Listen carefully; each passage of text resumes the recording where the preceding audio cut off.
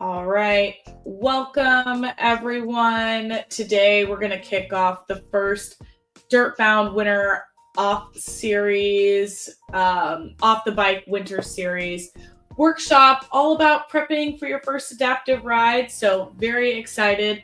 Can folks hear me at all?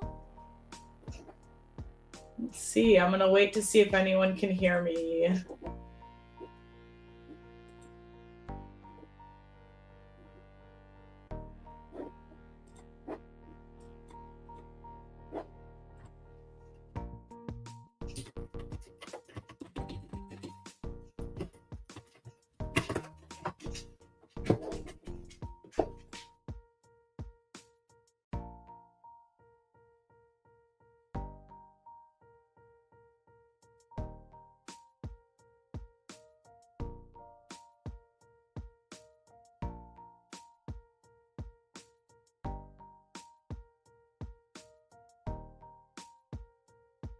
Okay, thank you, Alexa. I was like, I don't know. I might be talking into the void here. All right, great. Well, my name is Annika, and I'm going to be your host today. I'm going to get my screen queued up, and we're going to go to there.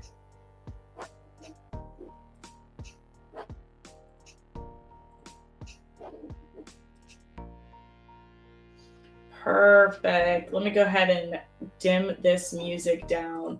Once again, thank you so much for joining our first speaker, our first workshop series here, prepping for your first adaptive ride. My name is Annika Wade, and I'm the founder and leader of DirtBound, and I'm really excited to have you here. This is also my first YouTube live and my first time using this app, so bear with me if things just go haywire. I don't anticipate they will, but you never know. So, great. Well, this channel is brought to you by Sierra Nevada. So thank you so much, Sierra Nevada, for sponsoring me and my efforts and this YouTube channel. So what is DirtBound? DirtBound is a para off-road cycling initiative that aims to empower, develop, and support para off-road cyclists. A little bit about me. So who am I? My name is Annika. I'm an adaptive athlete. I ride both mountain and gravel bikes. I advocate for Black, Indigenous, people of color, and individuals with disabilities, specifically in the cycling space. And then I'm also a geospatial professional when I'm not on the bike. So a little bit about how I got started. So back, oh goodness gracious, it was quite some time ago. I lived in Santa Fe, New Mexico, and I got an email from someone at work that was like, hey, we're starting up a mountain bike club. If anybody wants to join, show up at this trailhead, this date. And I had never thought about mountain biking at all. It wasn't really an activity that I had chosen for myself. So I did a quick Google search and I was like, oh, that looks like a lot of fun. I love to recreate in the outdoors. I love to get out in nature. And it seemed like a really good way for me to start to interface with my new environment, my new town of Santa Fe. So I went online, I found a bike, I bought a bike, started to get all of the accessories. When my bike arrived, I put my bike together and went on a test ride. And I was hooked at that point. My first ride was about 3 miles long and it was very challenging. But I really enjoyed the way that it made me feel. I really enjoyed the ability to get outside and explore my environment in a new way. So as you can also tell from this photo, I'm an upright biker and I'm talking about para off-road cycling. So we'll get there in just a second. But I got extremely hooked on mountain biking and started riding all of the time. Eventually, I decided that I wanted to race mountain bikes. I wanted to do enduro racing, and then I also wanted to do gravel cycling and gravel racing. So the year was 2021. I had a packed race schedule that year. I signed up for races in New Mexico, in Colorado, in California. And my whole season was just packed from going race to race and training. And then on the weekends, I would ride at Angel Fire Bike Park in New Mexico, which is where this photo was taken. One day, July 17th, 2021, I had a horrible downhill mountain biking accident, broke my back, resulted in a spinal cord injury, and I became paralyzed from the chest down and was a full-time wheelchair user and became a full-time wheelchair user. So this altered my life drastically. I was no longer able to obviously finish out my race season. It was going to look very different on how I would ride my bike and where I would ride my bike. And I really didn't know what was going to happen next. But 3 days after my accident, when I was still in the ICU, I was on Instagram and I had been following an adaptive mountain biker already. And I saw this guy riding at Winter Park on his adaptive mountain bike, which was a Bowhead Reach, the same bike that's pictured in this picture. And I was like, you know what? That's going to be me. And so I set that goal 3 days after my accident that I was going to get back on a bike. I was going to get that specific mountain bike and I would be shredding in no time. So adaptive mountain biking, or AMTB, had a huge impact on my recovery. It gave me a sense of purpose, when I was in the hospital dealing with, a tragedy. It also allowed me to, start having and forming a new community of adaptive mountain bikers. So I started talking to adaptive mountain bikers when I was still in the hospital, which was kind of crazy in a lot of ways, right? But it definitely gave me that sense of purpose and allowed me to have some continuity between my identities. And then furthermore, I was able to start connecting with the community that I was already involved in. In the short period of time that I was mountain biking and gravel cycling, I had formed a really strong community. And when I was in the hospital, I wanted to stay in touch with that community. I still wanted to be able to talk with my friends about activities and biking and plan bike trips and be invited to events. And so this allowed me to start connecting with that community as well.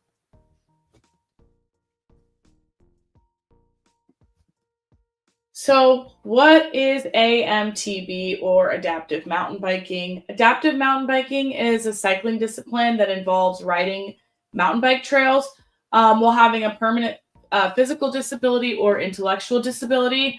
And there might be times where it is maybe not like a fully permanent, it could be a semi-permanent physical or intellectual disability.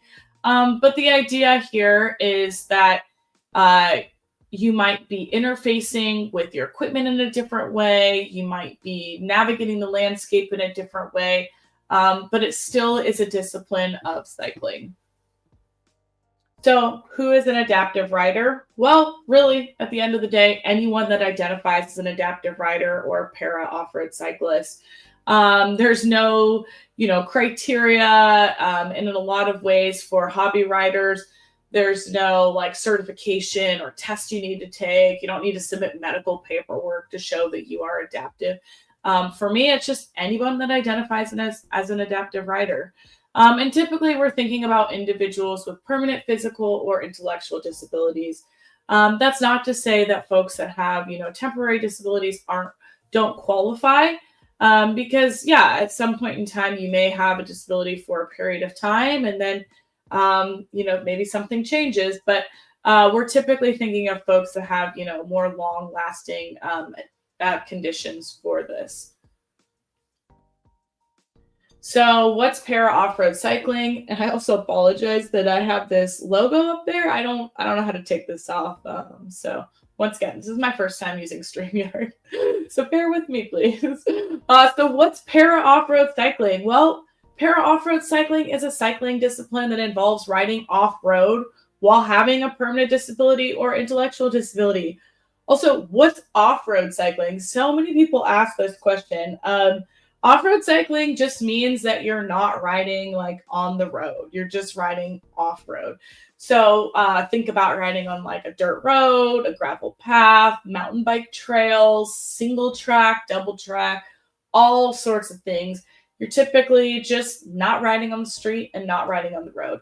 But oftentimes my rides do include riding on the road for a little bit, either to get to the trail or to get to a new system of trails. So you still may ride on the road just a little bit.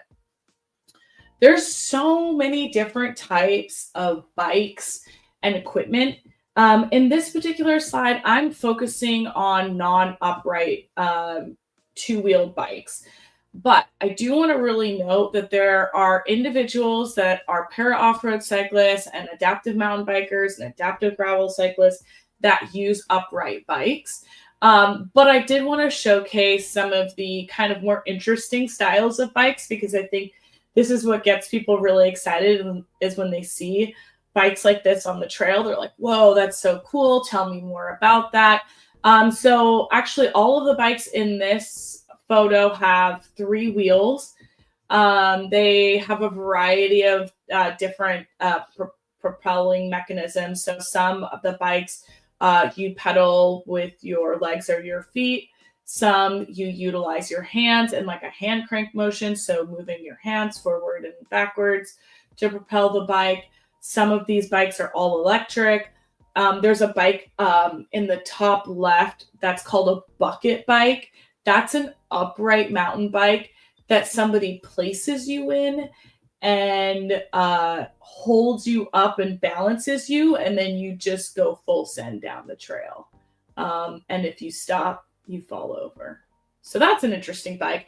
I will say I probably won't ride a bucket life in my life, although I'm not going to rule out everything, but I've had enough injuries so far. But yeah, there's so many different types of bikes and so many different ways to ride. And there's really no one correct bike. There's no one correct way to ride. All of these bikes are valid. All of these bikes are cool. They all serve different purposes for different folks. So yeah, I want to emphasize that, as we were talking about some of those different bikes, I mentioned some bikes are all electric. Some bikes also have e-assist, right? And this is kind of like a big part of my advocacy, but e-assist is not cheating at all. So if somebody stops you on the trail, even if you are a non-para or non-adaptive rider, and tells you, hey, you're out there cheating, you can just go tell them to kick rocks, because that's not true. E-assist is not cheating. Any type of bike is valid. Anything that just gets you outside and on the trails and in nature is valid, and you belong out there.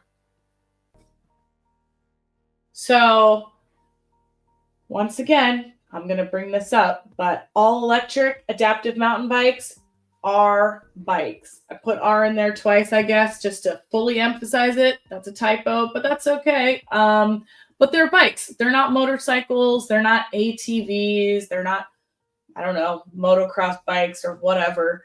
All electric adaptive mountain bikes are bikes. And you don't have to have a valid reason for riding one, right? In my particular instance, I have an all-electric mountain bike, and I also have a e-assist mountain bike. I love my all-electric mountain bike. It allows me to go so many places and do so many cool things. And I don't have the use of my legs. I'm a full-time wheelchair user. And this allows me to get out there. There's no way that I could keep up with my friends in certain circumstances without this bike. And this allows me to be a part of my community, and it allows me to go further. And, I hear a lot of times people, even unfortunately in the disability community, kind of have some words about these, but I just really want to dispel that myth and just be like, you know what? Once again, anything that gets you outside and having a good time is what's right for you and right for the moment.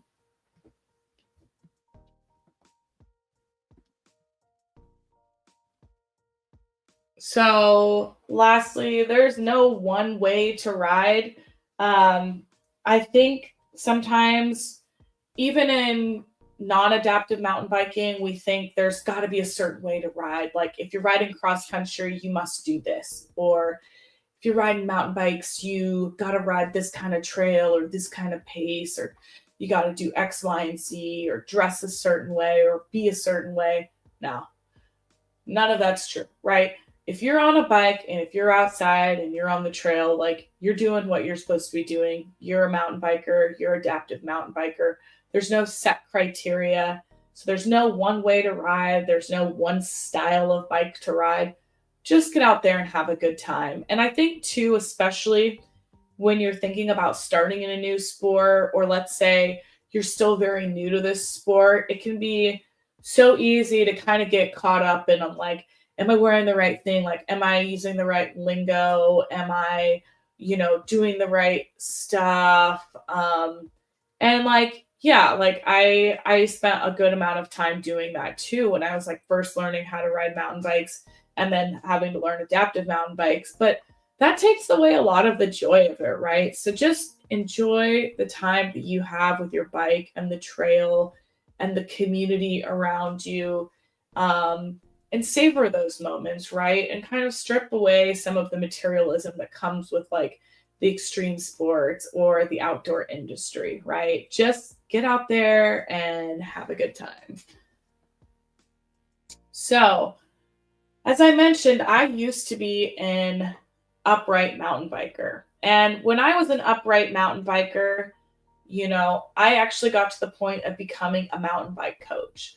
And that gave me a lot of, pride and joy. And I was really into skills and body position. And I was in this environment in Colorado where I was surrounded by some of the best mountain bike coaches in the country and in the world. And so I was in this like very specific environment. And so when I had to learn how to ride my adaptive bike, oh my goodness, it was really daunting and it was really challenging. And I had to be, very careful and kind to myself. And I wanted to share some of these insights because this is what's helped me through this process. So I'm now 3 years out from my injury and my accident, and so I'm still learning every day, and I still have to put these things in practice. But learning how to ride my adaptive mountain bike and adaptive gravel bike has been like learning a brand new sport. There are certain things that did carry over around like body position and learning how to read a trail. And, obviously I knew a lot about the lingo and kind of the culture. But at the end of the day, my bike was a brand new bike and there were things that did not translate. And so that was hard for me, right? And I had to release a lot of my ego. And that kind of leads to the second point. I had to practice a lot of patience with myself. There were times where I wanted to cry. There were times where I was not having a good time, really fearful. There were times where trauma responses were kind of coming up. And I just have to practice a lot of patience with myself. It's not, it's not as easy as it used to be. It takes me longer sometimes to get somewhere or get set up or do something. Sometimes I'm not able to do the features that I used to be able to, or my skill level isn't where I want it to be. And I just have to practice a lot of patience. And it can be really frustrating too, right? Like I ride with people that ride at typically a very high skill level, and probably about once a ride, I have to remind myself, like, just be patient with yourself. Like you're still learning, you'll get there. And then, don't trying not to judge myself and my abilities. This point is, important for me as an individual with a disability, but in my particular presentation of my spinal cord injury, my body changes like every single day. So I have access to some muscles below my injury. And then some of those muscles I have access to some days and not other days. Sometimes they help me. Sometimes they hinder me. Sometimes I have spasms, all sorts of things that create this really dynamic environment. And so when I'm riding, I have this new body awareness that I didn't have before, right? Like I just took for granted that kind of everything was working as intended, and I didn't really have any like physical ailments or injuries.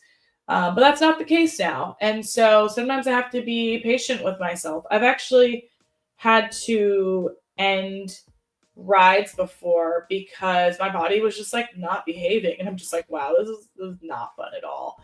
Um, Another part of learning how to ride is like sometimes you just have to do the thing, right? And this is part of learning a sport, being engaged in a sport, is sometimes even if you are in a place of fear, even if things aren't lining up the way they're supposed to, you just have to do it.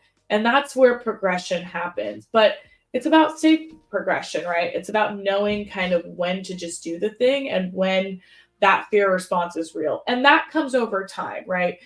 On your first ride, you're not expected to know what that's like, right? You're not expected to be like, okay, this is something I should try and this is something that's over my skill level. Hopefully you'll have a, either a guide or somebody with you that can kind of help you with building that risk matrix. So here's what I wear when I go adaptive mountain biking and go para off-road cycling. So I'm really big on wearing protective gear and taking care of my body. We only have one body, and this is all we get. So during my initial accident, when I broke my back and had my spinal cord injury, thank goodness I was wearing a full face helmet. And thank goodness I was wearing goggles with that full face helmet. Those two things literally saved me from, having a really severe traumatic brain injury. And so when I'm adaptive mountain biking, as a result, I still wear my full face helmet and I wear goggles. I don't wear my sunglasses with my full face helmet because I don't want to, bruise my nose or break my nose if something were to happen. I also make sure I wear sunscreen. I don't want to get any skin cancer.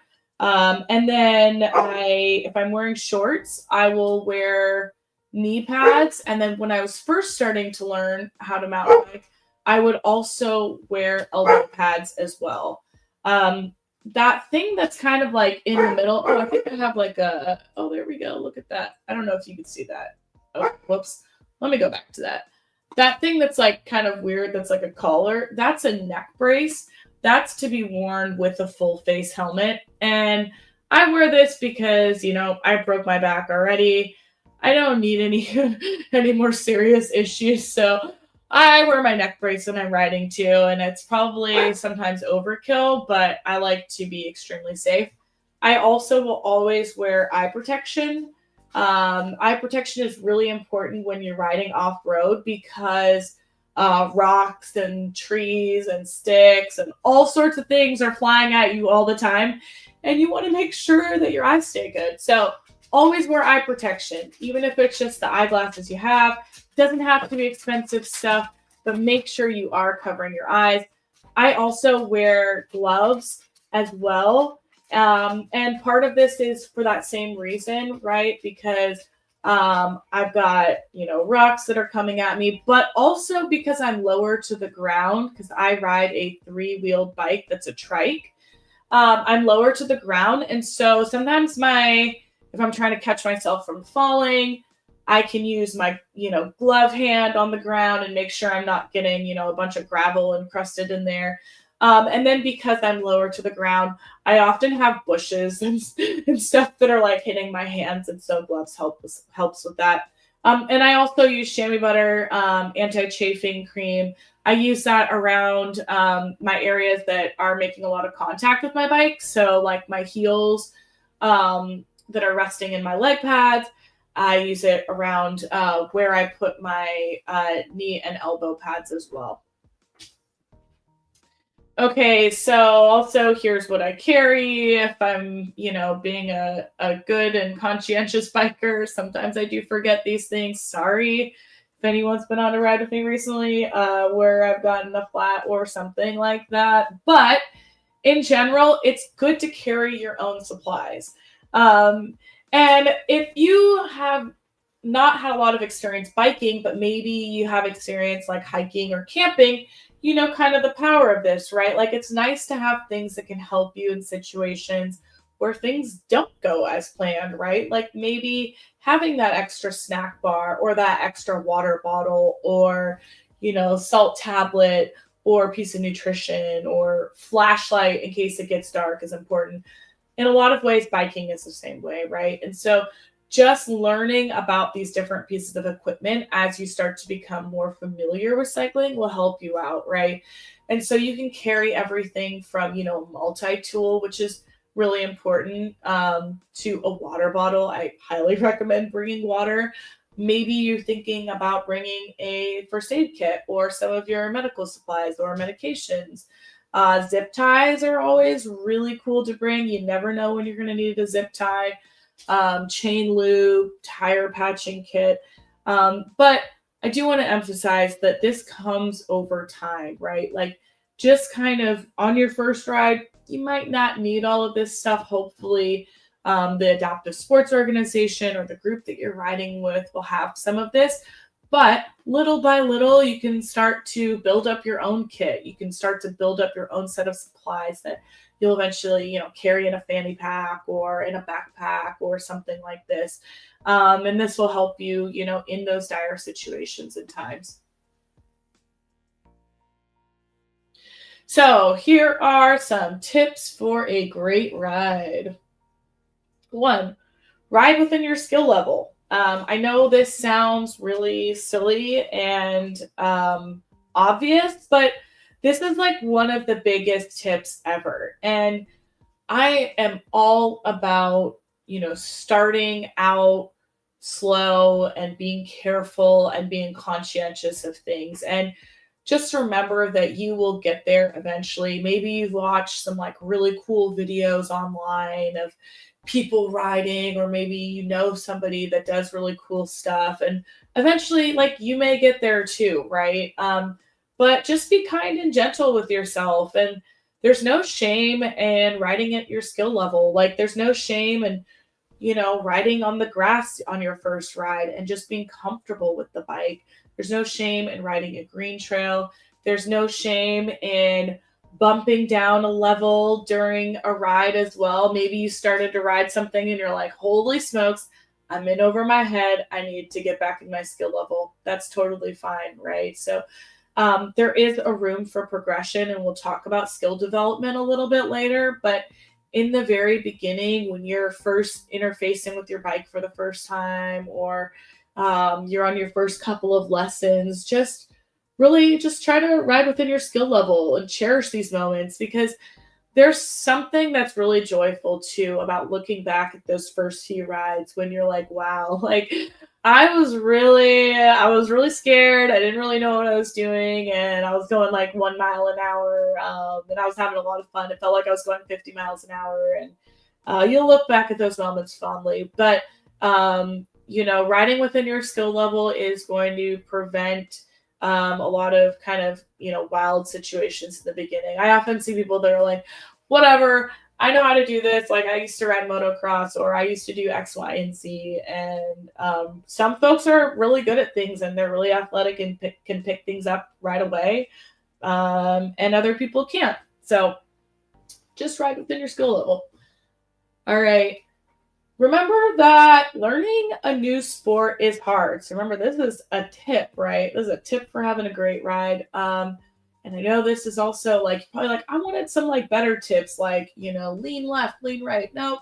These are kind of the foundations, I think, of, you know, entering a new sport or being comfortable. But learning a new sport is really, really hard. So um, be proud of yourself for getting out there.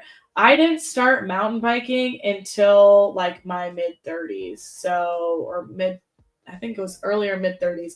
Anyway, the point is it's hard at any age. It's hard at any level. It's hard with any body.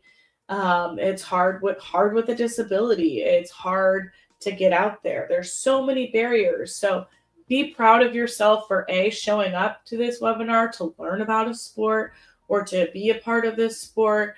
And then just keep in mind that it's hard, right? Like you're not going to pick it up every day in the same way. You might have ups and you might have downs, and it's going to be challenging. But at the end of the day, you will become more comfortable and you will get to a place of having a little bit more fun. uh be proud of yourself. As you can tell, I'm really trying to hype you up out here, right? Like I want you to be proud of yourself for being out there, right? Like even if your first ride, like I said, is just on a grass patch or just in a parking lot, be proud of yourself for trying something new, for getting in a piece of equipment that's challenging to get in and out of, for introducing yourself to a new group of people or showing up at a new place without knowing anybody. Be proud of yourself, right? Like half of, half of all of this is just showing up, right? Like that's what's really important, is showing up for yourself and showing up, in the places and the spaces that you want to be, and starting the life that you want to start. This is the most important tip, and it's actually the hardest tip in the beginning, but don't forget to have fun. I remember when I first got my bike, my first ride, I was very nervous. It was like probably 3 months to the day after my accident, and I was on, this like I was in a park essentially, and yeah, I was really nervous. I was nervous I was gonna fall over. I was like, gripping my handlebars quite tight. I wasn't sure if it was fun. I was like, I don't know. There's so many things to think about. I've got to lean left. I've got to lean right. I've got to make sure I'm using my brakes. I've got to learn this new, throttle, since my bike was all electric. There were so many things that were going through my mind. And there was not a lot of time for me to kind of like take it in. And that's okay, right? I think in the beginning, sometimes you are going to be super focused on those skills, but like make sure you do have fun, right? And stop when you're not having fun too, right? Like nobody's forcing you to do this unless they are. And if they're forcing you to mountain bike, I'd like to know who that is, because that's like a very interesting scenario or predicament you've gotten yourself into. But hopefully no one is forcing you to mountain bike. But it's okay to be like, look, like I'm not having fun right now and I need to take a break. And that's okay too. So here's another funny story. I went to Canada. It was okay. 1 year after my accident, it was my Life Day anniversary, which is like, the day of your accident. You celebrate it in the spinal cord injury or spinal cord community. And I went up to Canada to visit one of my best friends, Claire Smallwood. And I went to go hang out with all of these adaptive mountain bikers. They're like the best adaptive mountain bikers in the world. And, there was an adaptive mountain bike race series going on that week. And so we were traveling around from resort to resort to be in this community and riding as well. But, it's like my first season riding and I'm not very good.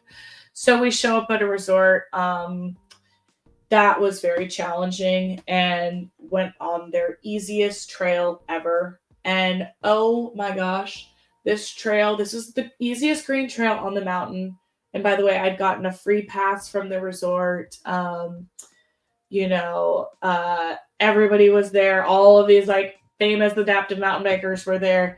And I went on this green trail and it was so hard. It was like the steepest green I've ever seen in my life. I got like vertigo because it was so steep. And I was just like, instantly I started going down the trail and I was like, oh, this is not good at all. Like, I'm not having fun. I got myself into a pickle and I was like at risk for falling, like, I don't know, let's just say like 12 to 13 feet or so. And we had to have like 3 people help get me out of there before I fell. And dipped off the trail and got on the service road and went down. And I was like, that was like not fun, right? And that's okay too. Like, I'm proud of myself for knowing when to call it quits and not continuing to push myself, because at that point, like, I was not having fun. And I think that's important too, is to recognize when you're in that space where you might be out of your skill level, or you're not in the right headspace, or maybe something's triggering you out there, or you got a bad bunch of apples you're riding with that day that are just kind of grinding your gears. Like, just be like, yo, this is supposed to be fun and this is not fun, and I'm gonna dip out. So know when to call it quits too. Okay, so now a little bit about some of the cool lingo and stuff and things you might learn about for adaptive mountain bike riding. So there's this idea of like a support rider, and this is really important, I think, when you're learning how to adaptive mountain bike ride and you are or para off-road cycle, and you're riding like a three-wheel bike or that bucket bike I was talking about, or maybe you need some additional help balancing, or maybe you are vision impaired and you need, some extra guidance. There's this idea of like a support rider or a shadow rider or a tail gunner. That's the person that can ride either in front of you, behind you. You can have a couple of them. There's no rules really. You can have as many of these crews as you want. And these are folks who are kind of like, yo, we're out here to help you. They're kind of resigning part of their ride to be your support. And so as you start to learn how to ride, you'll be riding with these people, and, you'll get to the point too where then you could just kind of ride with your friends and just like lean on them for support. But I think, especially in the beginning when you're first learning how to ride, it's nice to have somebody there that can get you out of situations. So for me, riding a three-wheel bike, not having the use of my legs, if I tip over, oh geez, it's a challenge for me and my bike to get upright on my own. That's not to say I can't do it in some circumstances, but it's just like it's a huge hassle. And then in some circumstances, if I've like really rolled over or rolled down a hill or whatever, that support rider or tail gunner is going to be really critical. And then support riders and tail gunners can help you in really hard features when you're first learning how to ride, because there is no option for hike a bike, right? You can't just get off your bike. So when I was an upright mountain biker, and let's say I got to like a really challenging section of rock, like we call those rock gardens, right? Thanks, Will. See you later. Let's say I got to a really, challenging section of trail. I could just get off my bike and be like, I'm going to try that tomorrow. But nowadays, without the use of my legs, I cannot do that. So if I don't have the skill level to ride a feature, I better have enough support riders to carry me over the feature, or make sure that I get through that feature correctly or safely. So another thing that we really encounter is like trail spotting, right? And so in this particular instance, I'm like, oh crud, I need help over this section. Hey, support rider, can you spot me and help me over this, right? And so that's what this person's job was for that particular section of trail. I do want to emphasize though, like as you start to become a more competent mountain biker and para off-road cyclist, like you may not always need people with you, right? Like there's this perception sometimes that like every adaptive rider needs X, Y, and Z support. No, it's based on individuals. It's based on their skill level. It's based on their competence. It's based on their disability. There's so many factors, but I think when you're first starting out, just becoming more comfortable and open to these concepts of people helping you will help you out when you go out there, because, in a lot of ways, sometimes it is a little bit of like a team effort.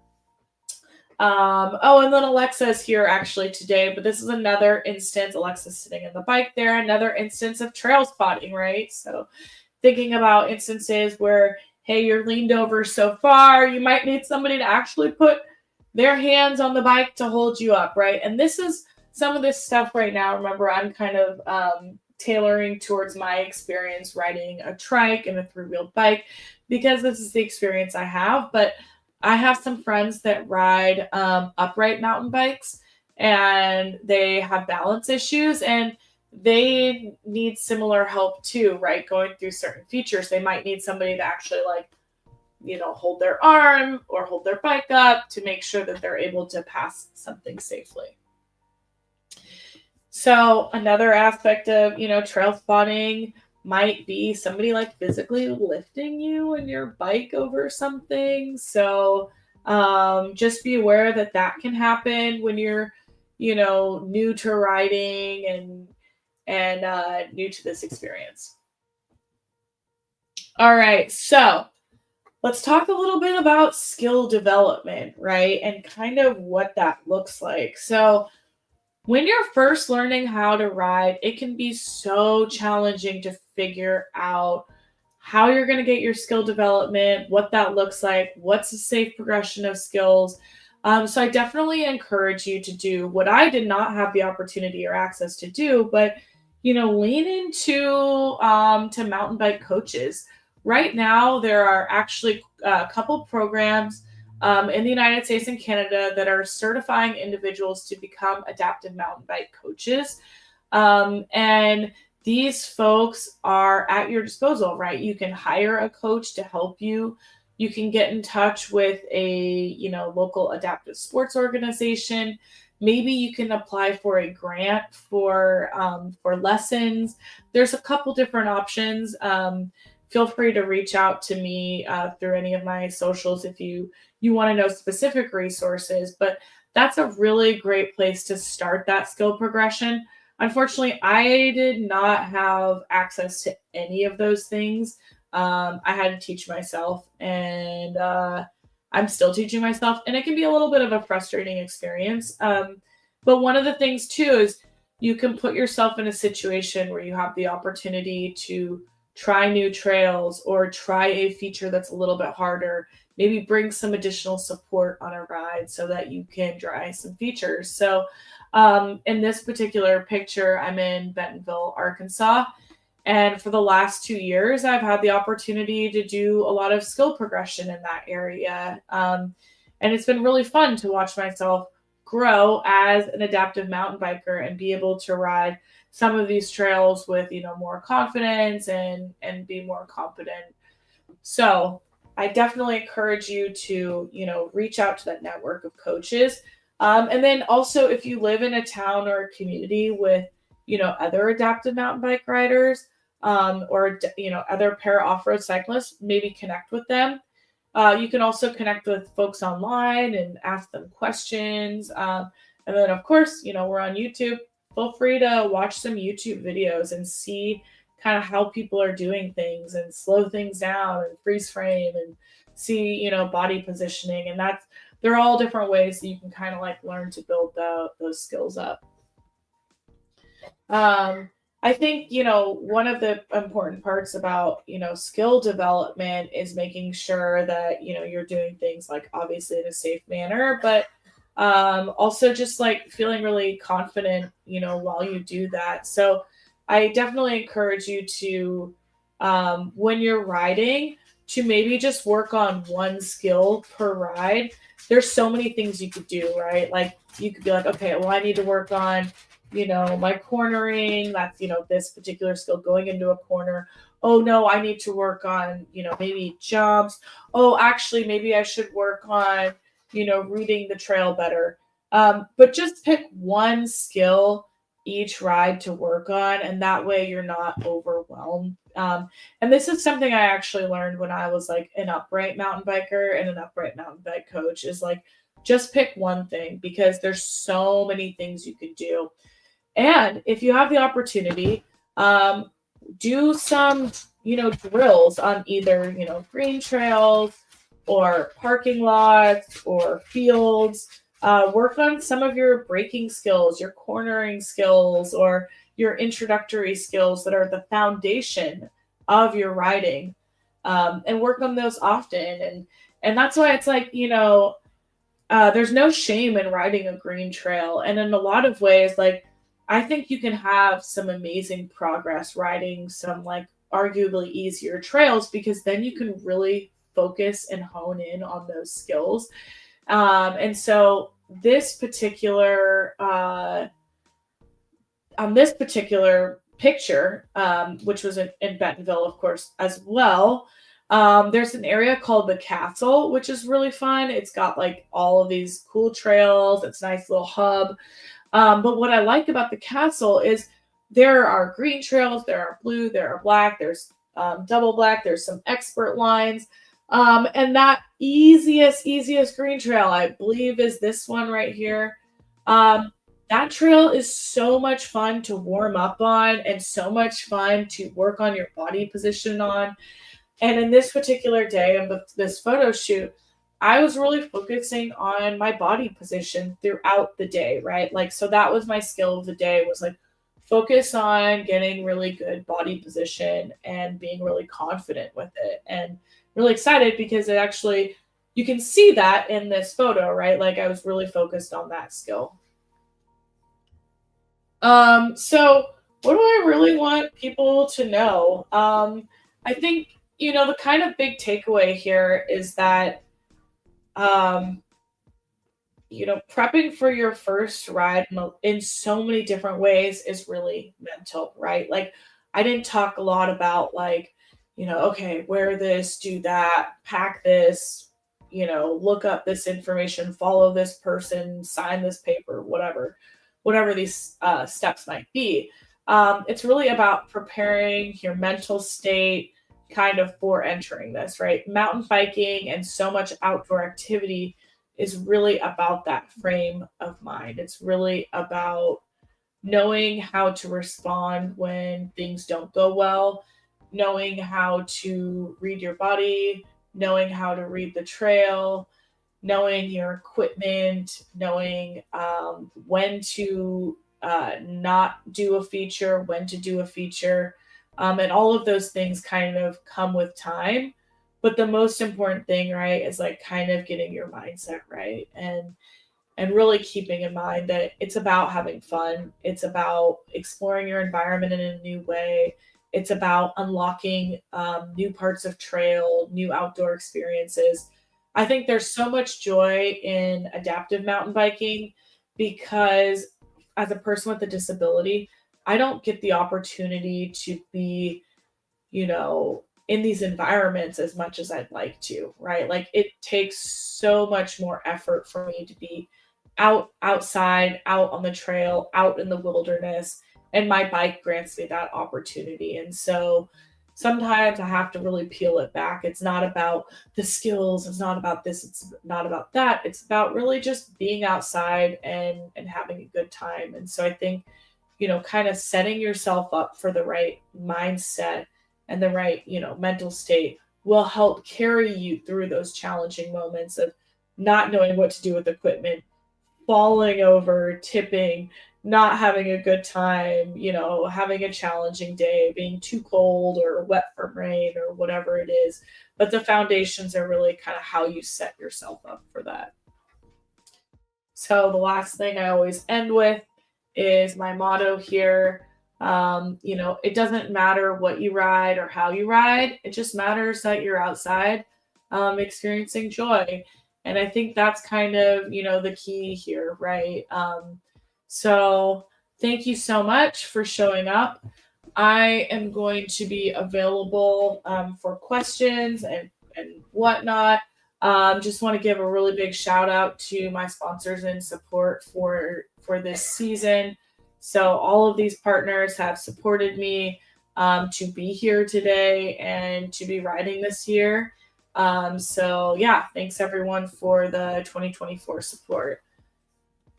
All right, well, thank you, folks. I'm going to leave the chat line open. So if folks have questions, go ahead and just drop a question in the chat.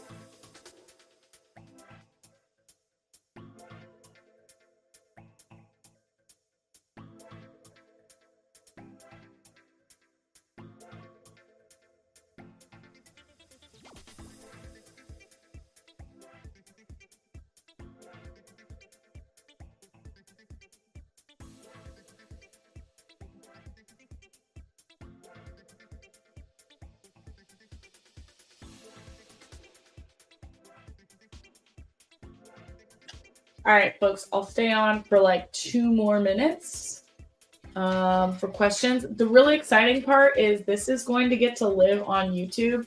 That's half the reason why I did this. It's because I was like, let's put this workshop on YouTube so you can watch this whenever. So, folks, if you're watching this at like a later day or time, drop your question in the comments. And we'll go from there. And then don't forget to like and subscribe. I've never been able to say that because I haven't been on YouTube up until today. I do have some shorts on there, but very exciting. So once again, thank you so much, everyone, for showing up. It means the world. I'll stay on for 2 more minutes.